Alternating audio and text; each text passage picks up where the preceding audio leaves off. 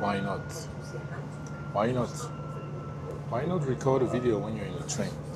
Why always wait when you're at home in order to record a video? Why always take into consideration the fact that people are going to look at you the moment you're about to record a video?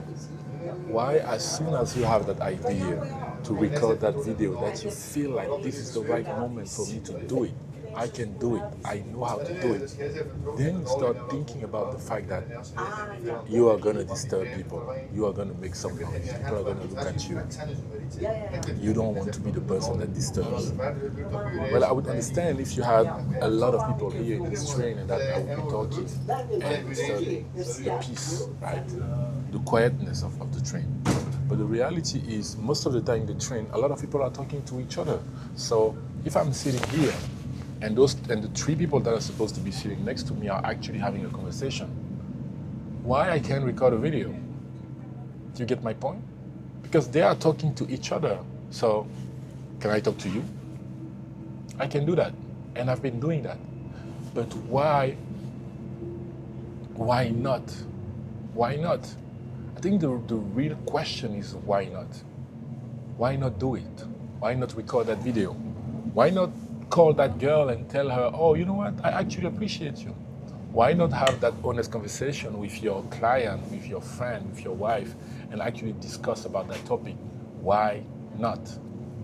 The way we evolve in this society is that somehow we tend to do everything we can to not move things, to not change the statu quo, right? Like we are okay with the way things are until they aren't anymore, right? Until they change on themselves.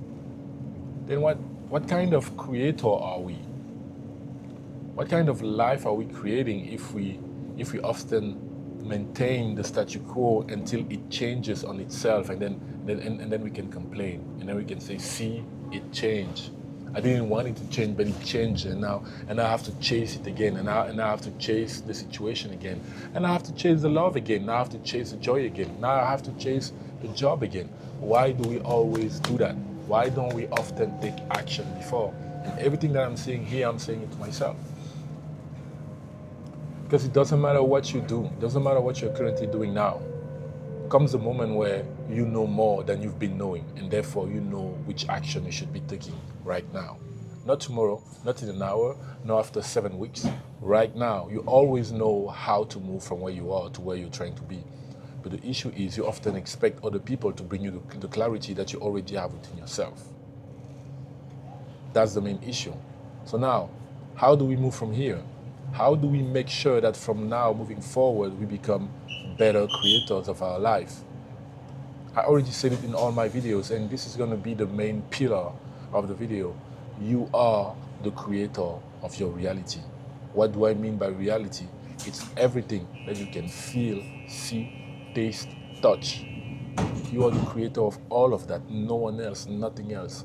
And until or unless you become aware of that, acknowledge that everything that happened in your life was actually you creating that to yourself, well, my friend, you're in trouble. Because look at your life. Look at the way things are. Look at how you feel. Look how many years went by and you're still not where you thought you would be. I'm not even saying that, oh, your situation is okay, it's comfortable. Mind you, you might have the money.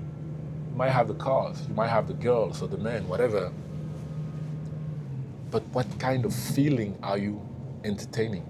If this daily reality, if this daily observation that you are having was actually a garden, and that the emotions that you were feeling inside yourself were actually the trees or the fruits or the plants that you were growing, what type of garden would you have based on the emotions that you've been having? I was checking just my mic to make sure it's working properly. So are you getting my point? What's your garden? What are those feelings saying about you? What is actually happening to you? That you know you are kind of stuck in a cycle. We don't have to be in those cycles that do not serve us, because any emotion that's not making you jump like a 6 years old kid, any emotion that's not actually helping you realize how amazing you are, because you are. It doesn't matter what you think, you are amazing. And if you're looking for a proof of it, just bring your hand close to your nose and see if you're breathing or not. You're breathing, you're amazing. Why? Because life is amazing and you are alive. So you have within yourself life. You are amazing. It is one of the basic understanding or explanation of who you really are. You're amazing. You are love. You are perfection itself. That's who you are. But because of what we hear about humans when we are kids and we grew up in so many different environments, but they all have the same seeds about the lie regarding who we are as human beings. We are the amazing, infinite energy that was used to create everything that we can see, feel, taste, and touch. We are that same energy. And the second you start putting more and more of your attention on that amazingness about who you are, the moment you start appreciating everything, every being, every sound, every smell, now you become more aware of what's going on, of the magnificent. Like, do you often wonder how come we keep having food every day? Like, we always have something to eat. It doesn't matter what it is, always and always and always something to eat.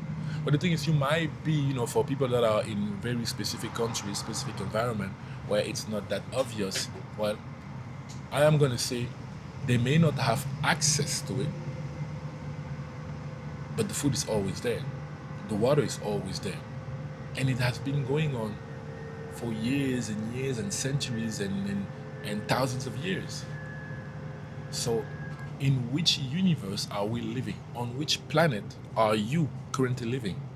That is constantly, on a daily basis, providing food for you, water for you.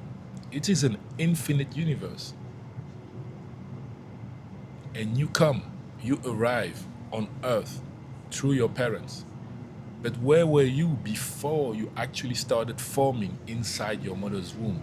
Where were you? Did you ever ask yourself that question? Well, you were and still are source energy. And you consciously chose, you just don't remember, but you chose to come on Earth to experience this life as an extension of source energy. What is source energy? It is that which you call God. You are like a drop of water outside of the sea, but always connected to the sea. And you have within yourself all the characteristic that the sea has within itself. That's who you are. But the larger part of you is not in your body. Your body is the smallest part of you. Inside you, you have such a huge field of energy. And with that field of energy, you have your soul. It is always there with you. Always there. Always there. And you see, it doesn't matter if you believe in it or not. That's how it is. So why not? Why not choose? Why not decide to live an amazing life? Why not consciously choose to be amazing human beings and share more love and share more, authenticity, be more of our true selves? Why not? So tell me in the comment, why not?